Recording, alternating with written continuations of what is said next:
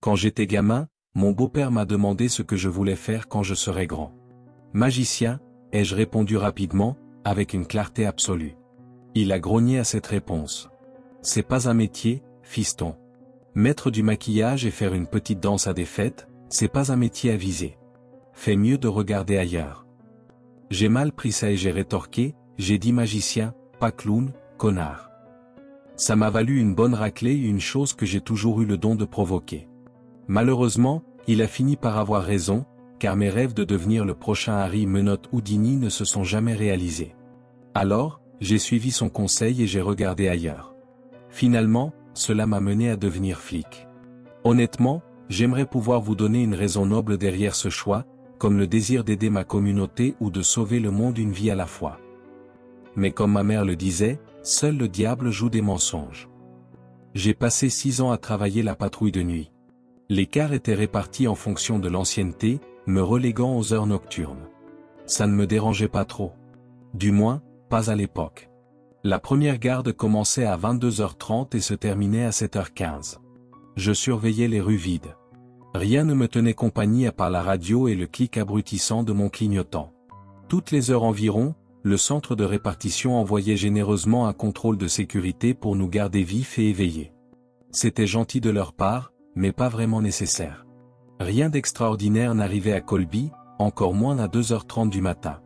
Avec une population de 5500 habitants, les crimes étaient rares et la vie assez tranquille. De temps en temps, les petits délits couvraient une gamme d'infractions routières, de troubles domestiques ou de consommation d'alcool par des mineurs. Dans une ville qui a peu à offrir à ces jeunes cliques, l'alcool prenait le pas. Nous étions aussi ruraux que le comté de Thomas pouvait l'offrir. À mi-chemin de partout. Pas de grands arbres ou de collines ondulantes. Juste de la prairie qui embrasse le ciel bleu, il n'y a pas d'endroit comme chez soi. À 2h45 du matin, la voix douce et robotique de la radio du centre de répartition a signalé une intrusion criminelle, 21 à 3721. Même avant les détails, j'avais déjà une idée d'où j'allais me diriger.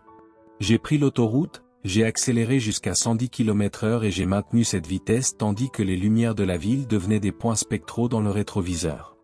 À 15 minutes de route, les silos de l'élévateur à grains de Windsor Mill étaient inévitablement visibles. Autrefois, les énormes structures servaient à stocker des milliers de boisseaux de céréales. Mais à la suite d'une tragédie imprévue, un incendie a ravagé l'installation, tuant 4 travailleurs. Financièrement ruiné, l'élévateur a été fermé et condamné, mais pas tout à fait abandonné. Son vieux squelette carbonisé appartenait toujours au propriétaire, Ralph Windsor, le même homme qui avait passé l'appel de détresse ce soir-là. L'endroit était naturellement devenu un phare pour les touristes et un endroit pour les voyous, donc pour Windsor, les appels pour intrusion étaient monnaie courante. Bien que sa relation avec l'endroit équivalait à un membre mort, il n'a jamais cessé de protéger sa propriété perdue. J'ai garé le véhicule sur le chemin de terre qui menait à l'entrée clôturée. Ralph Windsor, courbé, attendait près de son camion. C'était un homme trapu, le visage ridé et une touffe de cheveux gras sur le crâne. « Bonsoir, Ralph », j'ai salué, en m'avançant sur le gravier vers lui. « Les gamins se faufilent encore dans la piscine ?» Il m'a regardé sans humour et a sorti une autre cigarette, une voix nasillarde et guidant ses paroles. « C'est autre chose, je suppose. » Je l'ai suivi à travers le portail et sur le parking abandonné. Les silos se dressaient au-dessus de nous en grappes de 4,5 mètres, d'énormes pierres tombales défigurées par un grand incendie. À côté, se trouvaient les ruines décrépites de l'entrepôt, dont le toit s'était effondré et la moitié inférieure avait été reprise par la nature. Une brise au parfum de rouille a raclé mes narines. L'incident avait mis en lumière certaines violations de sécurité, ainsi que de mauvaises mesures d'évacuation.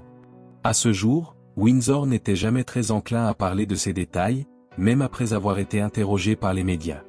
Bien qu'il ait 83 ans, il avait toujours une démarche de fermier solide. Ils ont percé un trou dans ma clôture, probablement sur les caméras aussi. Je les ai entendus se faufiler dans la zone du sous-sol. Je pensais que c'était juste des petits convenus faire des tags. Non. C'étaient des hommes, qui criaient et hurlaient des choses là-bas que je n'avais jamais entendues de ma vie. Un tas de charabia. Nous avons longé le côté nord délabré des silos et sommes arrivés à un trou béant percé dans le béton, l'entrée du sous-sol. « Combien, diriez-vous, que vous en avez entendu ?» lui ai-je demandé. « 3, peut-être 4. J'aurais descendu pour les effrayer, mais... Son visage desséché s'est relâché, on aurait dit qu'il y avait une bagarre, comme s'ils allaient faire du mal à quelqu'un là-bas. On aurait dit qu'ils avaient des armes? Des coups de feu? Il a secoué la tête et a répondu, pas que j'ai entendu. Je me suis glissé à travers le trou, soulevant un nuage de poussière à mes chevilles. Rentrez chez vous, Ralph. Je m'en occupe. Ce qu'il avait marmonné en s'éloignant ne m'a jamais atteint. Éclairant avec ma lampe de poche, j'ai tracé les murs ornés de graffitis. Il y en avait toujours plus quand je venais ici, comme si une nouvelle génération s'ajoutait à la moisissure. Le passage à ma gauche s'ouvrait sur une large pièce en béton bordée de machines. D'anciennes poulies autrefois utilisées pour hisser des objets dans l'entonnoir des silos étaient maintenant incrustées de suie et de crasse, comme les vertèbres d'un fossile. Alors que je m'avançais pour inspecter la zone, un bruit lointain a résonné depuis le puits derrière moi. Je l'ai suivi, soulevant des nuages de poussière de cendre à chaque pas. Même si j'avais souvent été appelé à cet endroit, il était toujours très facile de se perdre dans les tunnels qui serpentaient sous les structures. C'était comme marcher dans une gorge sombre vers un estomac qui sentait encore le grain fermenté. De larges plaques de murs étaient encore maculées de noir là où le feu les avait dévorées. Coupé du monde extérieur, j'étais laissé au bruit sourd de mes pas et au bruit de coups excessifs. Puis quelque chose de fétide a frappé mon nez, une odeur putride qui a transformé la gorge sombre en un côlon sombre. J'ai soufflé, serrant une main sur ma bouche pour ne pas la respirer. Ma lumière a vacillé, brûlant les ombres jusqu'à ce qu'elle se pose sur une silhouette affalée contre le mur. Un homme. Son cou était affaissé et pendait à un angle tordu. Il faisait face à une pièce en face de lui comme s'il s'était effondré en arrière hors d'elle et contre le mur. À en juger par le sang derrière sa tête, c'était une vilaine chute. Le sweat à capuche qu'il portait était parsemé de trous, le manche d'un couteau dépassant toujours de l'un d'eux. Des coups de couteau, au moins 6. J'ai alors réalisé que l'odeur nauséabonde que je sentais venait de ses entrailles. Au moment où je m'avançais pour vérifier s'il y avait des signes de vie, un grand bruit sourd est venu de la pièce en face de lui. Seulement cette fois, il a été ponctué d'un bruit humide et retentissant. La main sur mon arme de service, j'ai penché mon épaule et j'ai jeté un coup d'œil à l'intérieur de la pièce. Il faisait un noir absolu, et dans la pénombre, les bras d'une silhouette se levaient et s'abaissaient violemment. Un autre son a résonné, le bruit d'un liquide organique. J'ai tourné au coin, mon arme dégainée et ma lampe de poche dispersant l'obscurité. Police. Les mains en l'air. Quelque chose de lourd a touché le sol. La silhouette s'est brusquement retirée et s'est éloignée en se bousculant, un visage blanc luisant de sang. « S'il vous plaît » a gémi l'homme, les yeux exorbités de panique. Un morceau de ruban adhésif était noué autour d'un de ses poignets. Je lui ai ordonné de se coucher par terre. Il n'a pas protesté. Étendu entre nous se trouvait un autre homme, une fosse rouge et spongieuse à la place de son visage. Des jets de sang pulsaient encore des plis affaissés. Des morceaux d'os, de dents et de cerveau perforaient le sol. L'œil gauche avait été écrasé dans la cavité nasale. Et à côté de sa silhouette déformée se trouvait l'arme du crime, un morceau de béton assez grand et taché. J'ai détourné le regard, je le devais. L'envie de vomir m'a serré l'estomac, mais s'est retirée. C'est pour des moments comme ceux-ci, dans la brutalité du chaos, que nous étions entraînés à endurcir nos nerfs.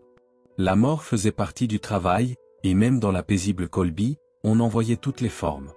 Contrôlez la situation, disait mon instructeur. Prenez une respiration, mettez les pensées ailleurs, enfermez-les quelque part pour qu'un thérapeute les ouvre, je m'en fous, faites juste le travail. Je suis passé devant le cadavre et j'ai menotté l'homme tremblant, récitant le Miranda pendant que je fouillais ses poches. Comprenez-vous ses droits? Il n'a rien dit, son regard plat sur le sol et à des centaines de kilomètres. Je l'ai hissé sur ses pieds et j'ai demandé à nouveau, plus fort cette fois, répondez à la question. Comprenez-vous ses droits? Il voulait faire de moi un ange, a-t-il murmuré, le sang sur son cou, même pas le sien, déjà en train de sécher en une croûte floconneuse. Un ange brillant et étincelant. Pouvez-vous me dire comment vous vous appelez? Ses yeux se sont tournés vers moi, entremêlés de veines brillantes. Des anges, des anges, des anges. C'est ce qu'il n'arrêtait pas de dire. Je ne voulais pas. C'était de mauvaises personnes. De la drogue? Peut-être du LSD ou de la kétamine. Quelque chose devait circuler dans son système, brouillant toutes les parties. C'était généralement le cas pour des suspects comme celui-ci, qui passaient par des moments de cohérence comme si le diable lui-même leur chuchotait des mots doux à l'oreille. Pour aggraver les choses, l'homme n'avait rien sur lui. Pas de permis, pas de papier, rien à son nom à part la chemise sur son dos, détrempée et rouge. 10 à 40 pour le centre de répartition, j'ai quelques corps ici à l'emplacement de l'élévateur à grains de Windsor Mill. Possible homicide. Le suspect est sous ma garde. Copie ça, a grésillé la voix. J'envoie les unités disponibles vers vous. J'ai conduit l'homme vers la sortie, ignorant ses marmonnements dérangés. À ce stade, j'aurais donné mon testicule gauche pour un peu d'air frais. Puis quelque chose a attiré mon attention, un grand cercle incrusté de 6 anneaux concentriques. Cela ressemblait à plus qu'un simple tag, pas vaporisé mais étalé sur le mur dans un résidu cireux rouge. Des inscriptions crayeuses et grises remplissaient chaque anneau qui semblait presque se pencher et s'enrouler vers le centre du cercle. Je ne pouvais pas le lire. L'écriture était trop irrégulière et obscure, comme un dessin de caverne. Un léger frisson a parcouru mon cou, ce qui n'a fait qu'empirer alors que je parcourais les murs, trouvant le même sigil griffonné encore et encore. Des blasons de sectes composés de formes célestes. Quelques bocaux vides tapissaient le coin, l'un d'eux en morceaux. Quelque chose a jailli dans ma vision périphérique, un pli d'ombre qui s'est avancé. J'ai braqué la lumière dessus. Un chat gris était perché à l'entrée, la souris qu'il venait d'attraper se tortillant encore dans sa mâchoire. J'ai donné un coup de pied dans la poussière, en voyant la chose maigre s'enfuir dans les couloirs sombres. Sans avertissement, l'homme menotté s'est penché en avant comme pour vomir, s'échappant de ma prise. Je me suis saisi de mon tasé, m'attendant à ce qu'il se précipite vers la sortie. Si seulement c'était ce qui s'était passé. Au lieu de cela, il a couru sur toute la longueur de la pièce, la contournant encore et encore. Après 3 ou 4 tours, sa course a ralenti et s'est transformée en convulsions sauvages et agitées, comme si un essaim d'abeilles l'étouffait. Étant donné l'ampoule brisée de son esprit, je n'étais pas si choqué. C'est alors qu'un horrible cri s'échappait de sa gorge, que j'ai remarqué quelque chose d'autre que du sang et de la merde dans l'air, une odeur de brûlé. Des volutes de fumée avaient commencé à s'élever de ses vêtements. D'un seul coup, une traînée de flammes bleues a jailli le long de sa jambe et a léché ses flancs. C'est arrivé si vite que j'ai à peine eu le temps de voir les flammes se déployer sur sa poitrine. En quelques secondes, il a été englouti par elles. L'air chaud s'est répandu vers l'extérieur dans une sorte de fumpe. La pièce s'est illuminée, mettant en lumière les nombreux sigils et nos grandes ombres déformées. Par terre, roulé par terre, maintenant, ai-je crié par-dessus l'écho perçant de son agonie. Son corps osseux enflammé a volé dans la pièce jusqu'à ce qu'il percute le mur et s'effondre sur le sol, se tordant sauvagement. Avant que je ne puisse m'avancer pour éteindre les flammes, elle s'était déjà élevée en un fourré épais et crépitant. Un cœur de cellules mourantes. La fumée humaine a vitré le plafond et a donné naissance à une foule de nouvelles odeurs. De la graisse qui frit sur une cuisinière, du caoutchouc qui brûle et des pièces de monnaie recouvertes de charbon. Des fumées m'ont maculé le visage de sueur et ont piqué l'intérieur de ma gorge. Les flammes ont vacillé, se nourrissant de l'air autour de lui. Et en dessous, ses cris s'étaient transformés en un sifflement guttural, le son d'une langue qui commençait enfin à grésiller. J'avais besoin d'un extincteur, d'un seau d'eau, d'une flaque de pisse de merde, de n'importe quoi. Considérant mes options, j'ai cherché mon arme et l'ai dégainée. À ce rythme-là, c'était soit laisser le pauvre salaud brûler, soit mettre fin à ses souffrances. Faisant déjà des efforts pour distinguer la forme humaine dans le brasier, j'ai visé, j'ai retenu mon souffle et j'ai appuyé sur la gâchette. Son corps a convulsé une fois à la première balle et est devenu mou après la seconde. J'ai arraché mes yeux de la vue, réalisant seulement alors à quel point il me faisait mal. Il n'y avait pas de gaz, pas de substance imbibée sur ses vêtements, et pas d'appareil dans ses poches. C'est juste arrivé, pouf. J'avais besoin d'air, un moment pour que mon esprit se remette en place. Puis il a recommencé à bouger. Au début, j'ai cru que son corps s'enroulait sur lui-même comme du papier qui brûle. Non, l'homme s'est retourné, a lutté pour se mettre à genoux et s'est relevé. J'étais convaincu que la fumée avait finalement atteint mon cerveau et l'avait étouffé.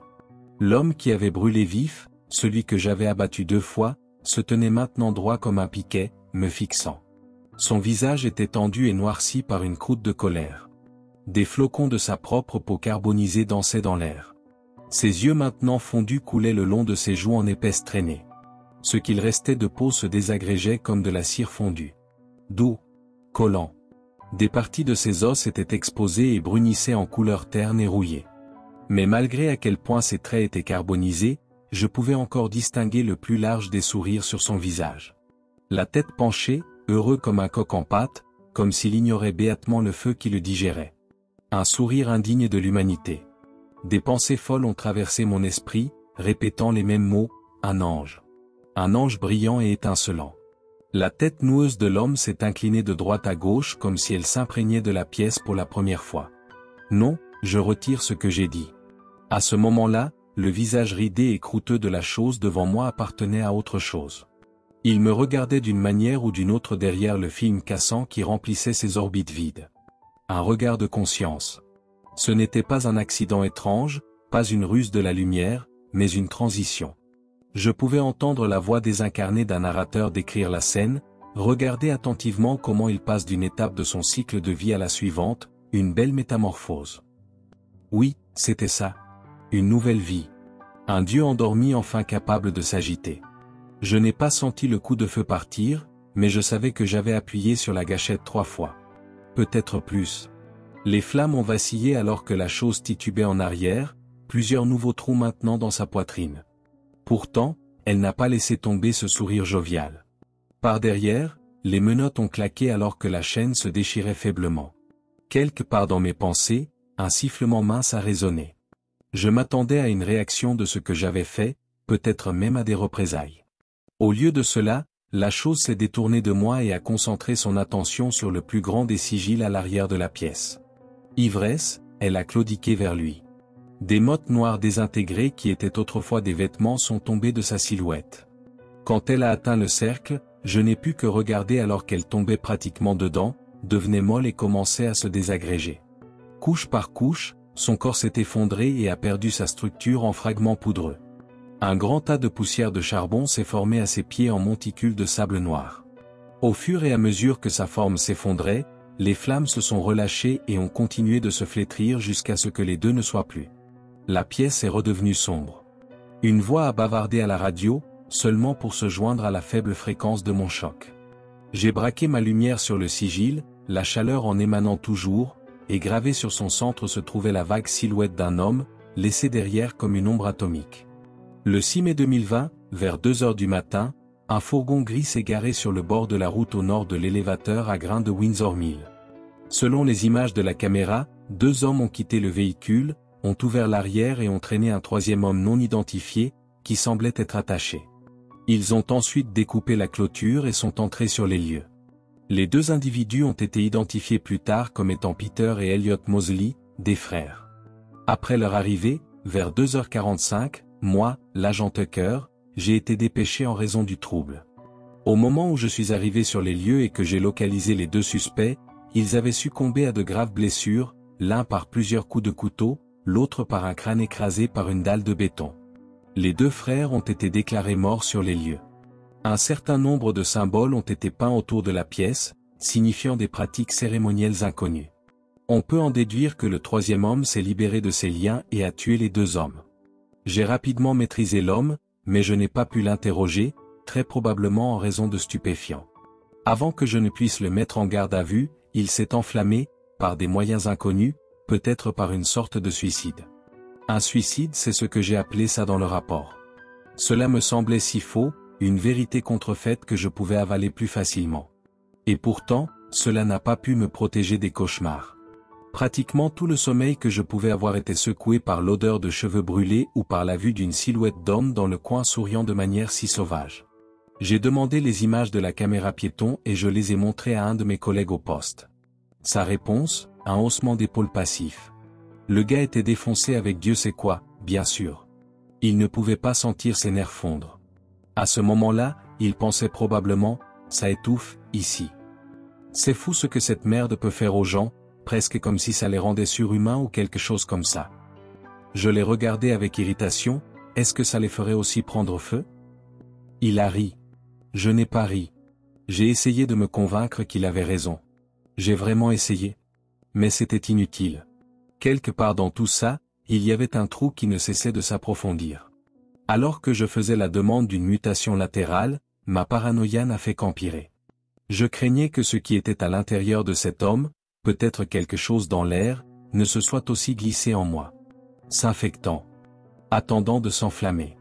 Un ange brillant et étincelant. Je devrais inévitablement retourner à cet endroit si une autre intrusion se produisait, et Dieu sait que ça arriverait. Chaque fois que cette pensée revenait, le monde autour de moi ne faisait que s'assombrir. L'identité de l'homme kidnappé était encore en cours de traitement dans notre système, alors j'ai enquêté sur les frères, Peter et Elliot Moseley. Pas de chance, leurs 2 dossiers étaient vierges. Les 2 étaient venus à Colby depuis une petite ville près du Colorado. J'ai vérifié l'histoire de la ville, à la recherche d'incendies de maisons, de crimes occultes ou de calamités qui frappaient les habitants. Que puis-je dire, j'étais désespéré. Ma recherche m'a mené à une église abandonnée et incendiée qui se trouvait en périphérie de la communauté. Aussi minuscule que cela puisse être, une piste est une piste. Honnêtement, je ne pensais pas trouver quoi que ce soit dans le vieux bois pourri et les planchers éclatés. Mais voilà, caché le long du mur extérieur brûlé se trouvait la forme familière et fanée de leur sigil. Exactement celui que j'avais vu. C'était difficile à dire, mais on aurait presque dit que la tache noire d'une main avait été étalée dessus. Concernant la signification du symbole, j'ai pu trouver quelqu'un en ligne qui a transcrit l'un de ces anneaux en utilisant un ancien système d'alphabet hongrois. LIBREDELACHAIR. Je ne sais pas jusqu'où j'irai dans tout ça, et franchement, je suis terrifié de continuer. Qu'est-ce que tout cela signifiait? Est-ce que les autres faisaient ça aux gens? Est-ce que cela se passe en ce moment, dans un autre endroit oublié et brûlé? Malgré toutes mes questions, une chose m'était certaine. Dans les couloirs sombres de Windsor Mill, même les anges brûlaient. Chapitre 2. Ça s'annonçait comme une longue nuit. L'endroit était bondé de clients assoiffés, et notre aide-barman était introuvable. Je ne le saurais que des heures plus tard, mais il avait démissionné à l'improviste, me laissant gérer les flots seul. L'entrée de notre pub était cachée dans une ruelle de briques, signalée par un lampadaire de travers. Au-delà de la façade de chêne et de vitraux, l'intérieur suintait d'un caractère à l'ancienne. Une cheminée de style western équipée de chenets en fer forgé, des tabourets en bois branlant, des dizaines de cruches à whisky Triple X suspendues au plafond et des objets anciens exposés sur les murs sombres tapissés d'étagères. Le décor parfait du vieil Ouest pour les touristes. C'est ainsi que se déroulent toutes les saisons à Vail, au Colorado. Quand les visiteurs ne venaient pas se geler sur les pistes, ils débarquaient pour le glamour de l'été, les collines veloutées et l'odeur d'épilobe et d'eau de ruisseau dans l'air. Aussi stressant que cela ait rendu mon service, et même si j'avais envie de tordre le cou de l'aide-barman pour cela, j'avais l'habitude de gérer les choses seul. C'est comme ça que j'ai fait mes preuves dans le métier de barman, mon rite de passage, on pourrait dire. Gérer plusieurs tâches à la fois comme un maniaque, mémoriser des recettes de cocktails et répondre aux appels électrisés des ivrognes, peut-être un shot ou 2 en passant pour me détendre. Quelques-uns de mes habitués étaient perchés le long du bar, une triade de filles aux lèvres brillantes, fraîchement sorties de l'université. Je ne me souvenais jamais de leur nom, mais je me souvenais toujours de laquelle d'entre elles donnait les meilleurs pourboires. Pendant que les 3 riaient bruyamment et se criaient des choses l'une à l'autre, je gardais un œil sur le type de tabouret plus loin. Il était entré juste au moment où elles arrivaient et s'était rapidement installé au bar. « À quoi pensez-vous, chef ?» j'ai demandé, prenant sa commande. « Vodka, sec ?» a-t-il marmonné avec une pointe de somnolence. Gardez ma note ouverte. Son visage correspondait à la boisson, une expression dure et marbrée sans rien d'autre mélangé, directement de la bouteille au verre. Il portait un manteau sombre avec une casquette rouge qui luttait pour empêcher ses cheveux ébouriffés de sortir. Une barbe enveloppait sa bouche et pendait sous son menton comme celle d'un bouc. Il reluquait les filles depuis un moment, et il était évident qu'aucune d'elles n'appréciait cela. Alors que 2 des filles allaient aux toilettes et qu'une restait derrière, il a saisi sa chance. Aussi occupé que cette nuit-là, je ne pouvais pas m'empêcher de le regarder faire de son mieux. Un geste subtil vers son verre suivi d'un hochement de tête de sa part. Un peu de bavardage, et un autre hochement de tête. Mais Barbe de Bouc n'a pas été dissuadée, et je l'ai entendu demander quelque chose du genre, « Tu fumes? Tu veux sortir fumer avec moi ?» « Désolé, non, a-t-elle dit, tournant tout son corps pour signifier la fin de leur conversation. Finalement découragé, il l'a laissé seul et s'est dirigé vers la taverne. En le regardant se diriger vers les cibles de fléchettes, je me suis souhaité d'avoir saisi à quel point il était ivre avant de verser ce dernier verre. Il s'est assis près d'un groupe de jeunes gars et a regardé leurs fléchettes voler. Chaque fois qu'une ratait sa cible ou atterrissait complètement en dehors du plateau, les garçons, ainsi que leurs nouveaux spectateurs, éclataient de rire. Il s'est penché en arrière, taquinant la chaise sur ses deux dernières pattes, et a ricané bruyamment. D'autres ont regardé par curiosité et agacement jusqu'à ce que même les airs du jukebox soient secondaires par rapport au rire de cheval. Le groupe de gars n'a pas semblé s'en soucier. Ils l'ont même accueilli, l'un d'eux lui donnant un high-five enthousiaste. Mais finalement, le gloussement odieux a perdu de son charme, et le groupe s'est dirigé ailleurs. Barbe de Bouc a suivi et a demandé quelque chose à l'un des garçons, celui qui avait initié le high-five. À en juger par le fait qu'il tapotait une forme de V contre ses lèvres, cela ressemblait à une autre demande de sortir fumer. Le garçon a secoué la tête, refusant l'offre. Ayant échoué 2 fois, l'homme est retourné au bar en titubant et a repris son siège, courbé comme un Paul Bunyan qui rumine. Il semblait anxieux, les mains serrées et les doigts tremblants. Assez vite, son cou s'est de nouveau tendu vers moi et il a hurlé « Et ?» Un autre sec, « Mon pote. » Désolé, mec, ai-je répondu, lui apportant un verre d'eau, il va falloir que tu te calmes ce soir. Il a regardé l'eau, puis a cligné des yeux avec des balles, quoi? La trahison a traversé son visage laineux comme si j'avais craché sur une amitié de longue date. J'ai eu un shot, mon pote. Je ne suis même pas encore saoul. Maintenant serre-m'en un autre, d'accord? Aucun ivrogne n'aimait être mis à la porte, mais de telles choses étaient nécessaires dans le monde de la garde d'enfants adultes. J'ai secoué la tête en sa direction, désolé, tu dois dégriser un peu. Je ne suis même pas saoul, m'a-t-il défié à nouveau, puis pas même une seconde plus tard, il a claqué ses 2 paumes sur la table. Maintenant, prends ma putain de commande. Il a saisi le verre et m'a aspergé de l'eau que j'avais versée pour lui. J'ai fait signe à notre videur, qui s'est immédiatement approché et a pris le perturbateur sous les bras. Bâtard, a-t-il crié, creusant ses talons dans le sol, mon argent est bon ici, mon putain d'argent est bon ici. Alors qu'il était traîné dehors et que ses cris se dissipaient, les spectateurs sont retournés à leur verre et à leur conversation. J'ai essuyé l'eau du mieux que j'ai pu et je suis retourné au travail. Ce n'était pas la première fois que j'étais aspergé par un client en colère, et ce ne serait probablement pas la dernière. 10 minutes après la dernière commande, nous avons cessé de servir des boissons. 30 minutes après, nous avons vidé le bar et fermé boutique. J'ai compté l'argent pour m'assurer que la caisse était correcte et j'ai fait un balayage rapide de l'endroit pour voir s'il y avait des traînards dans les toilettes ou sous les banquettes. La dernière chose dont nous avions besoin était qu'un ivrogne se réveille dans sa propre usine de Wonka alcoolique. L'air de la nuit avait toujours meilleur goût après un long service, surtout s'il n'y avait pas de résidus de vomi sur le trottoir ou de cigarettes dans l'air. J'ai fait le court trajet jusqu'à ma voiture, garée à la place réservée au barman de service. La moitié du parking était vitrée dans la lumière fluorescente d'un lampadaire, tandis que l'autre moitié était couverte par le noir de 4 heures du matin. Alors que je sortais les clés de ma poche et ouvrais la portière, un anneau d'acier glacé s'est pressé contre ma nuque. « Ne bouge pas » a soufflé une voix derrière moi alors que j'essayais de m'en éloigner par réflexe. Par la fenêtre, je pouvais distinguer le reflet orangé d'un homme avec une arme et une barbe touffue. « Ok, j'ai dit doucement, mes mains pitoyablement levées devant moi. Doucement. Je te donnerai tout ce que tu veux. Tais-toi. Barbe de Bouc a grogné, enfonçant le canon plus profondément dans ma nuque. Entre dans la voiture. J'ai fait ce qu'il m'a dit et j'ai agrippé le volant.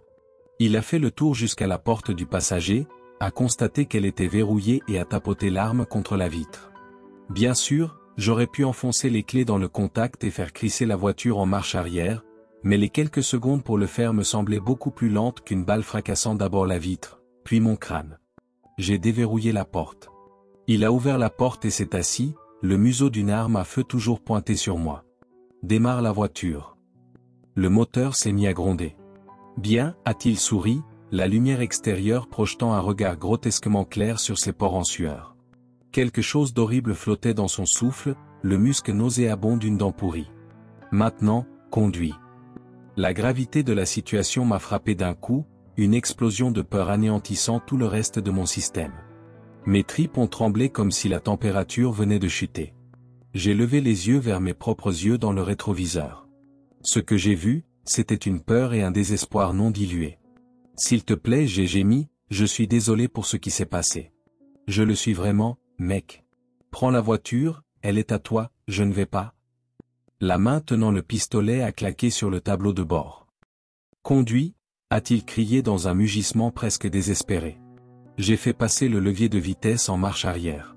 Alors que l'arrière de la voiture se tournait et nous faisait face à la route, je l'ai mis en marche avant. Va vers l'ouest sur l'autoroute, a dit l'homme, en clipsant sa ceinture de sécurité et en me faisant signe de faire de même. Comme c'était ironique. Nous avons suivi l'ardoise sombre de la route et avons glissé sur la rampe de L70, nous dirigeant dans l'obscurité lugubre de l'autoroute en direction de l'ouest.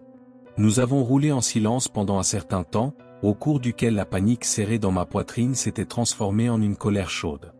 Tout ça pour un verre? Vraiment? Tout ça pour un putain de verre? J'avais déjà eu affaire à des ivrognes en colère. En faire, je pensais avoir eu affaire au pire d'entre eux. Mais je n'avais jamais rien vu de tel. Ce type était un tout nouveau niveau, il était dingue. J'ai jeté un coup d'œil à lui. Ses yeux étaient vaguement tournés vers la route. Je détestais tout en lui, sa silhouette dans ma vision périphérique, les odeurs affreuses qui s'en dégageaient, sa respiration balourde à travers ses poils. Où allions-nous? Que allait-il se passer quand nous y serions? Où que ce soit, je manquais de temps. Frappe la barrière, j'ai pensé, et attrape l'arme quand elle tombe de sa main. J'étais tenté, commençant même des comptes à rebours dans ma tête pour dévier de la route et l'agripper aveuglément dans le chaos. J'ai regardé l'aiguille orange du compteur de vitesse, flottant au-dessus de 110 km/h. Mauvaise idée. Cela n'allait pas devenir une scène d'un film d'action pour le héros indemne. C'était la vraie vie. Et dans la vraie vie, les corps hésitent, les doigts appuient sur la gâchette, et les deux personnes meurent dans un accident de voiture enflammée. Où m'emmenez-vous? J'ai finalement demandé, brisant le silence. Au lieu d'une réponse, j'ai aperçu la forme sombre et sale de son profil alors qu'il ouvrait un briquet. De la fumée de cigarette s'est échappée des formations marbrées de son visage, sans fenêtre ouverte pour qu'elle s'échappe. Je suppose qu'il avait enfin trouvé quelqu'un avec qui fumer. Il m'a demandé de prendre la prochaine sortie et de fusionner sur l'autoroute 24, de suivre le flanc de la montagne. À un moment donné, un ensemble de phares est venu de la direction opposée. J'ai appuyé sur l'accélérateur, faisant monter l'aiguille à un illégal 145, priant pour que ce soit un flic prêt à nous faire nous arrêter. Mon passager n'a pas semblé remarquer notre augmentation progressive de vitesse. Alors que la voiture passait juste à côté de nous, c'était, malheureusement, une berline, probablement en direction de la maison vers un lit sur échaud, un endroit où je devrais être en ce moment. Un rot humide a soupiré de lui, et il l'a ravalé.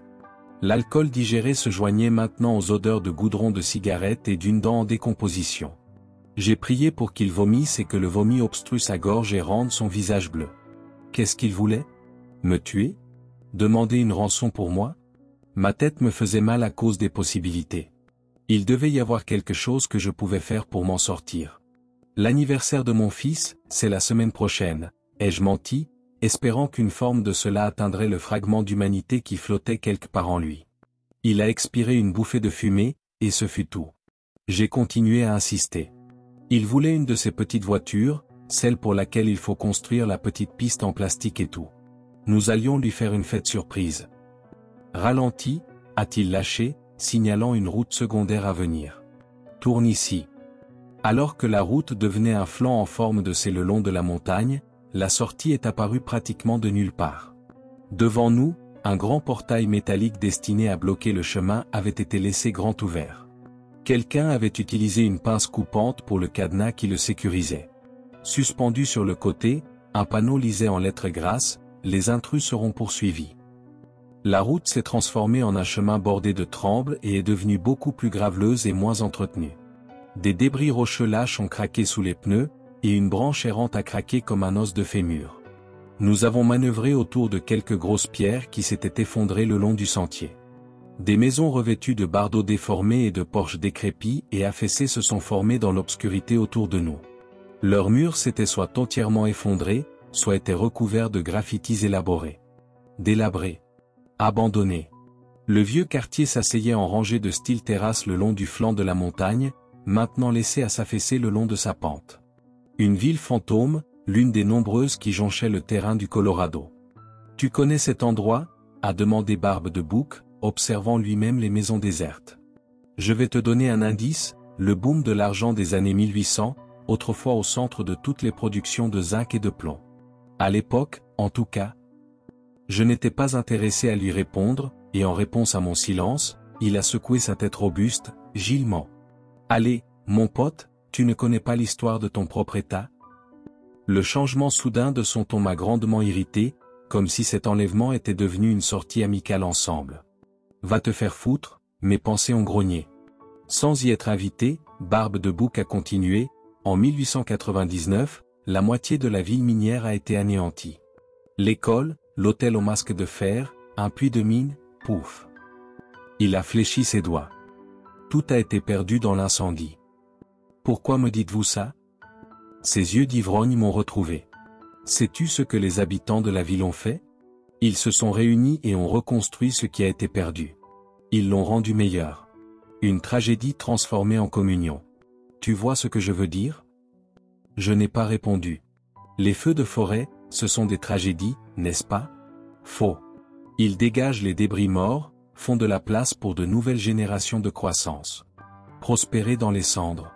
C'est ce dont nous avons besoin, tu sais? C'est ce dont ce monde froid, putain, a besoin. Il marmonnait plus pour lui-même que pour moi maintenant. Les hommes, les femmes, tout le monde là-bas prie un Dieu lointain, pleurant pour que les anges descendent et nous sauvent. Mais il n'a plus d'anges à envoyer, alors nous devons nous y conformer. Nous devons les fabriquer. Son regard a changé, un sourire tordu se formant dans les poils. Merci. Il a presque pleuré. Merci de m'avoir fait te choisir. Vraiment, c'était l'excitation soudaine dans sa voix qui m'a le plus fait peur, comme si la raison même pour laquelle il s'était saoulé à moitié mort ce soir-là avait finalement été résolue. Le quartier nous a menés à la zone de la ville, où nous sommes passés devant un vieil atelier, un garage décoloré par le soleil et 2 camions Benjilman, leur côté plâtré de bois ancienne. Des mauvaises herbes s'étaient frayé un chemin à travers le gazon non entretenu. Nous y sommes.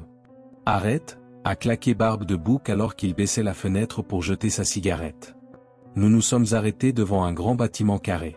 Bien que ce soit l'un des nombreux fossiles à la peinture écaillée qui nous entourait, cette structure avait l'air particulièrement lugubre. Son manteau autrefois blanc était trouble avec l'âge. Les quelques fenêtres qui n'étaient pas assombries par la crasse étaient entièrement soufflées, leurs morceaux de verre scintillant comme des dents au clair de lune. Plus de graffitis tapissaient sa base, dans l'un desquels se trouvait le contour gris d'un chat. Et au sommet du toit de la structure se dressait une seule cheminée fissurée. Coupe le contact, a de nouveau ordonné Barbe de Bouc, faisant un geste odieux vers mes clés, puis les attrapant pendant que je le faisais. De la sombre entrée du bâtiment, une silhouette est apparue. Mes tripes ont ondulé de peur à la vue. C'était ça, la fin de notre voyage ensemble. Bien sûr, ce serait l'endroit parfait pour me faire disparaître. Personne ne le saurait, et même si quelqu'un me trouvait, il ne tomberait que sur mon cadavre, pourrissant comme tout le reste dans cet endroit toxique. J'avais fini de jouer le jeu. Cela allait se terminer à ma manière, pas à la leur. Alors que Barbe de Bouc s'apprêtait à ouvrir son côté de la voiture, j'ai attrapé son arme. Mes doigts se sont verrouillés autour de son poignet et ont tiré sur le côté pour éloigner le canon de moi. Son embout a claqué contre le tableau de bord, mais sa prise est restée fermement verrouillée autour. J'ai tiré à nouveau, plus fort cette fois, en utilisant tout le levier que je pouvais rassembler dans le petit espace serré où nous étions. Les parties de son visage encore visibles pour moi étaient tordues de colère. « Fils de pute !» a-t-il crié, essayant de me libérer de ses mains, grognant comme un chien enragé. Mes pensées étaient fortes, criant en un cœur unifié, « Prends-le, prends-le, prends-le !» C'était tout ce qui m'importait, tout ce que je voulais au monde. Le prendre signifiait la fin de cette horrible nuit, pour y survivre. J'ai désespérément forcé ses doigts sales, les sentant commencer à lâcher prise.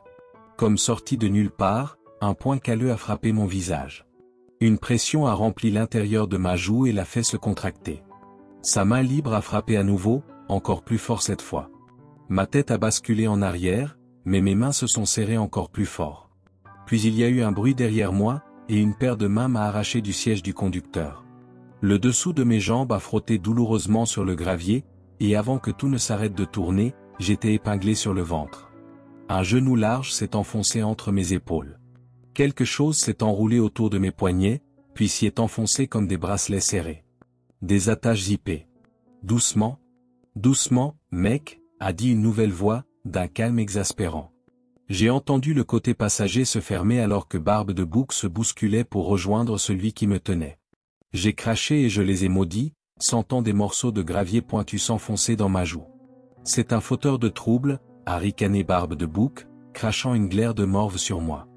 Mes dents me faisaient mal et le sang affluait vers ma joue gauche, probablement en train de gonfler comme un ballon. Sans avertissement, les deux hommes m'ont tiré sur mes genoux, m'ont fourré quelque chose dans la bouche et ont collé un morceau de ruban adhésif sur mes lèvres. Ça va le museler, a gloussé Barbe de Bouc, fier de lui. L'homme qui venait de me pousser ses doigts dans la bouche a hoché la tête.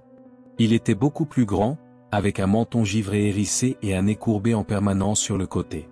Écoute, a-t-il parlé avec cette voix posée, si tu continues à faire des histoires, je vais devoir prendre ça. Il a levé un couteau et l'a pressé contre mon entrejambe, et te dézippé le sac. Alors, sois sage, hein? J'ai cessé de me débattre à la vue de cela. Tout ce qu'il venait de me fourrer dans la bouche a roulé le long de ma langue. Cela ressemblait à un comprimé, une sorte de drogue, peut-être. Je n'allais en aucun cas l'avaler, mais cela ne l'empêcherait pas de se dissoudre de toute façon. Nous devons nous dépêcher, a murmuré Barbe de Bouc, ce à quoi Nétordu a hoché la tête et m'a conduit dans le bâtiment misérable. À l'intérieur, ils m'ont fait descendre un court couloir exigu. L'air que je devais forcer à entrer et sortir de mes narines était vicié et fébrilement épais. De la moisissure s'était accumulée et avait rampé le long du mur depuis le plafond, traînant le long des fissures. L'intérieur de la pièce où nous sommes entrés ressemblait à une sorte d'atelier, quelque peu éclairé par une lampe de poche posée sur une table. Dans son faisceau, quelqu'un d'autre nous tournait le dos. Une silhouette voûtée avec un crâne chauve veiné et un menton en cuir brut qui pendait de sa silhouette filiforme. Il trempait ses doigts dans ce qui ressemblait à un bocal et l'étalait en coups de pinceau ovale sur le mur, fredonnant un hymne tout en le faisant. Entassés le long du flanc gauche du mur se trouvaient des tas d'équipements médicaux usés, poussés de côté et laissés dans un tas poussiéreux. Du papier et des négatifs d'une radiographie jonchaient le sol. C'était un hôpital, ou du moins quelque chose dans le genre. Derrière le monticule d'équipements crasseux, une femme était courbée contre le mur. Ses yeux sombres regardaient à travers le ruban adhésif, ses joues froissées de fard à paupières et son visage affaissé par le poids du désespoir. Alors que nos yeux se croisaient, aucun de nous ne trouvait de réconfort chez l'autre. J'ai senti l'envie de bâillonner alors que la chose dans ma bouche fondait en une glaçure amère. C'était horrible au goût. Sommes-nous prêts? A demandé Barbe de Bouc derrière moi, son arme fermement pressée contre ma colonne vertébrale. Presque, a répondu Mince, tournant son visage pointu vers nous avant de retourner à la chose qu'il créait. Ses yeux larges contenaient une intensité féroce derrière eux. Nétordu la rejoint, attrapant un bocal à lui et traçant le même motif de cercle sur l'autre moitié de la pièce. Des dizaines étaient sur les murs, de grands cercles rouges remplis de 6 anneaux intérieurs. Une écriture crayeuse et grisâtre y avait été griffonnée. Pas des mots du tout, mais des couches et des couches de charabia qui s'enroulaient vers le centre de la sphère. Cela ressemblait à des sigils, comme ceux que l'on pourrait trouver dans une secte. Cela expliquait le discours fou de Barbe de Bouc, mais qu'est-ce que c'était, vraiment? Nos ravisseurs ne me semblaient pas être des cultistes avec des robes et des visages cachés et cagoulés. C'était plus une bande d'inadaptés débraillés montrant leurs jouets. J'ai regardé la femme. Ses yeux étaient allés ailleurs, se balançant et vacillant dans la pièce. Des bruits étouffés et monotones bourdonnaient derrière le ruban adhésif. Elle était sous l'emprise de quelque chose, probablement la même chose qu'il m'avait forcé à avaler. Pour nous museler. D'accord, s'est exclamé Mince avec enthousiasme, claquant ses mains tachées. Par qui devons-nous commencer? Elle, a dit Nétordu, faisant un geste vers la fille qui continuait de se balancer et de vaciller dans son coin. Mince a ricané, qu'est-ce que tu fais? Où sont ces liens? Nétordu a ricané à son tour, elle est défoncée, elle ne remarquerait même pas une mouche sur son visage en ce moment. Ce n'est pas le but, a claqué Mince. Tu veux que ça se termine comme les mausolees? Réfléchis. Réfléchissant à cela, Nétordu a attaché les câbles autour de ses poignets et l'a tiré du sol, ses pieds nus traînant le long du plancher. Alors qu'elle était allongée au centre de la pièce, elle s'est reposée de manière fantasque sur le dos, se battant autant qu'une poupée sexuelle. Il a arraché le ruban adhésif de sa bouche avant de la laisser là. Un silence est tombé sur la pièce, puis les hommes ont commencé à chanter à l'unisson. Cela a gonflé de leur gorge, tirant directement de la poitrine et se mêlant en un baryton grave et prolongé. Dans la mauvaise acoustique de la pièce, leurs voix ont rebondi sur les murs tachés, gagnant en volume avec une dévotion profonde et puissante indéniable. Entre leurs chants, Mince a parlé à haute voix, forçant ses poumons dans une langue gutturale. J'ai commencé à me sentir moite et à avoir des picotements partout. Mon esprit s'est concentré sur la respiration, aspirant les effluves horribles autour de moi de sueur et de décomposition. Alors que mon cœur battait frénétiquement, j'ai essayé de me concentrer sur son rythme, j'ai essayé d'ignorer les sons de cordes vocales vibrantes qui grondaient à mes oreilles. J'ai forcé une déglutition et j'ai respiré. La drogue ne pouvait pas m'affecter maintenant, n'est-ce pas? Si vite? Les murs autour de nous ne ressemblaient plus à des murs, mais à des dalles massives de toile recouvertes de cercles cireux. De l'art horrible. Horrible, horrible art. Les voix se sont élevées, crachant leurs vocalises encore plus fort. Les muscles de mes jambes se sont serrés, puis se sont relâchés, comme du caramel roulé et étiré par une machine. Je voulais m'asseoir et respirer. Mais alors que je commençais à dériver vers le bas, Barbe de Bouc m'a violemment soulevé à nouveau. J'avais oublié qu'il était là. Tu le sens? Tu sens la bonne merde, encore? Ces mots s'accompagnaient d'un souffle chaud et pourri. Tout ce qui maintenait mes pensées ensemble se relâchait. Je voulais me glisser dans l'une des fissures autour de nous, dormir et faire disparaître le monde de merde. Les murs ont commencé à bouger, gonflant et se dégonflant en parfaite synchronisation avec ma poitrine qui haletait. Dedans. Dehors. Dedans. Dehors. Même les sigils ont bougé, frissonnant de leur corps cireux avec le cœur sombre. À l'intérieur d'eux, les figures crayeuses dansaient et se tortillaient avec une telle vie que j'ai presque cru qu'elles avaient chacune leur propre pouls. C'est à ce moment-là que j'ai vu le feu. Il s'est agrippé à elles, commençant comme une ondulation bleuâtre qui a rapidement éclaté en un rouge vif et sauvage. Même si le souffle de chaleur a roulé sur mon visage, je n'ai pas pensé que c'était réel. Les hommes ne l'avaient pas enflammé, ni aspergé de quoi que ce soit, ni même allumé une allumette. Une hallucination, c'est tout. J'hallucine, a plaidé mon esprit, essayant de saisir ces dernières fibres de ce harnais. Mais le son de ses cris est ce qui a rendu cela réel. Elle s'est cabrée et tordue sous les flammes, criant pour que l'un de nous l'aide. La fumée a pénétré mes narines et a hérissé l'arrière de ma gorge. J'ai vomi à vide dans le ruban adhésif et j'ai essayé de me dégager, seulement pour être forcé de revenir vers elle. « Regarde » a sifflé Barbe de Bouc, ne cessant ses chants que pour me chuchoter à l'oreille, « regarde l'ange briller. » Je pouvais sentir ses cheveux brûler. Sa peau rôtir. Des visages sont apparus autour d'elle, se formant avec le brasier, puis dans le même instant, se sont ondulés dans le smog. Elle a crié jusqu'à ce que sa gorge se déchire et que ses échos tombent dans un hurlement sec et essoufflé. Les liens qui attachaient ses mains avaient finalement claqué et les avaient libérés pour qu'elle s'agite impuissante. Pendant tout ce temps, les chants stridents ont continué, nourrissant l'enfer alors qu'ils crachaient plus de morceaux d'elle dans l'air. Ils chantaient, ils applaudissaient, et alors que leurs ombres palpitaient de haut en bas sur les murs, je pourrais jurer que celles-ci changeaient aussi. Des formes huileuses avec des corps tordus et étirés de manière torturante en des choses qui n'étaient même pas vaguement humaines. Mince se tenait le plus près de la femme en feu, les deux mains levées dans une joie sadique au-dessus de leur allumage vivant. Juste un autre homme en dehors de ces murs, mais ici dans la lumière du feu, il ressemblait au diable. Des psychopathes. Des monstres. Je me suis battu dans l'étreinte de Barbe de Bouc, secouant ma tête en arrière pour lui casser le nez, donnant des coups de pied en arrière vers ses genoux. Je ne pouvais plus en supporter davantage. Quelque chose d'émoussé a frappé l'arrière de ma tête. Je me suis effondré sur mes genoux. Même dans un état second, le statique qui se répandait autour de mon crâne m'a dit que je venais d'être frappé par le pistolet. Le dernier des cris tendus s'est finalement faufilé de la gorge de la femme alors qu'elle succombait à un silence crépitant. J'ai cru qu'elle était enfin partie, j'ai même prié pour cela. Cependant, elle a convulsé une fois de plus, retournant son estomac et laissant sa tête pendre vers le bas, me regardant maintenant. J'ai vu son visage clairement. Sa peau est réapparue avec des cloques et des plaques brutes qui se recroquevillaient.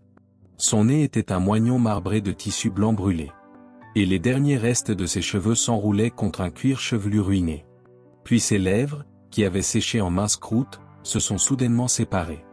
Je m'attendais à ce qu'un autre cri infernal s'échappe d'elle, mais c'était autre chose, un rire déformé seulement possible avec une gorge pleine de charbon. Riant hystériquement dans une grimace à l'envers. Bien qu'il ne restait plus Dieu dans ses orbites, je pouvais sentir leur regard m'engloutir. Arrête, j'ai gémi intérieurement, s'il te plaît, arrête de me regarder. Sa souffrance avait pris fin, mais à sa place, quelque chose de différent avait pris sa place, s'arrachant de la brûlure. Le rire s'est arrêté alors qu'elle luttait pour se relever, se tenant haute dans les flammes. Des fragments de vêtements pendaient de sa silhouette grisonnante, fusionnés à la peau. Le cœur des hommes s'était arrêté alors qu'ils s'éloignaient d'elle, comme des dompteurs de lions qui avaient soudainement perdu leur fouet. Elle ne semblait pas s'occuper d'eux alors que son cou pivotait lentement dans la pièce, regardant chacun des sigils hâtivement maculés. Ses talons ont raclé contre le sol alors qu'elle en a choisi un et a progressivement titubé vers lui. En atteignant la crête, son corps s'est effondré en avant. Un craquement fendant le crâne a résonné de l'impact et l'a laissé mollement contre elle. Des morceaux de son torse, suivis de tout le reste, ont commencé à s'en détacher, se dispersant en particules noircies.